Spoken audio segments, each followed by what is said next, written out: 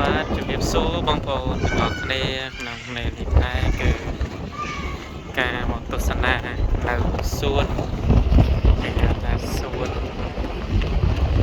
សុកអាណោះឬក៏អីទេខ្ញុំអត់សូវស្គាល់ដែរទេប៉ុន្តែស្អាតមែនតើអត់ទៅស្រុកនេះពុកណាហើយទៅទៅគឺទេសភាពមានព្រៃភ្នំមានអីមានទឹកមានអីនិយាយរួមទៅបើបងប្អូននៅចិត្តនេះវិញដើរហាត់ប្រាណពេលចិត្តភ្លឺពេលអីវិញសុបាយមែនតើល្អត្រជាក់ត្រឈៃតែម្ដងហើយខ្យល់មកលេងតែបាត់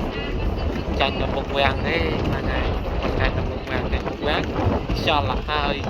ប្រយ៉ាតែនេះគឺខ្យល់បែបធម្មជាតិមែនតើនេះហើយទឹកនេះគឺខែនេះគឺចកនៅខាងគឺធម្មតាមែនស្អាតមែនតើគឺល្អបណ្ឌិតការដឹកនាំល្អបណ្ឌិតហើយការយើងមកមើលនេះមើលរលកមកក្រំឡើយនេះដោយសារយើងបាំងចកមើលឃើញរលកទេតែបើកន្លែងខាងជើងនោះអត់មានតកៀតអត់មានអីវិញខ្យល់មកវិញរលកក្រំបងប្អូនមើលទៅឃើញហ្នឹងហើយទៀតសោះស្អាតតែ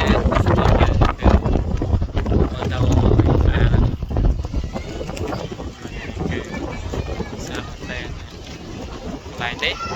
bây giờ thờ ông tu với 300 riêng VTK riêng cái này sao sao kiểu rõ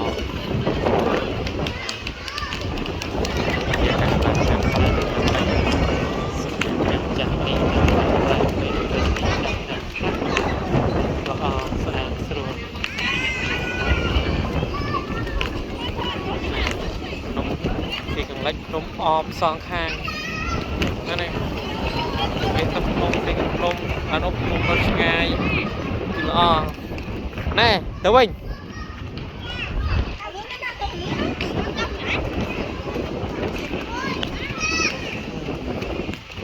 mình tên này hồn mơ này đi luôn tới nè ngày salon năm giờ trăm salon tắt đi công an này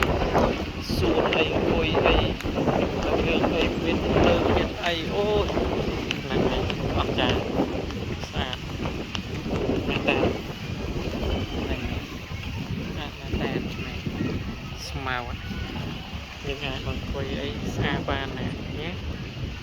màu xuân miền lưng sâu la miền đây mới cho nè cái này này tài cái này như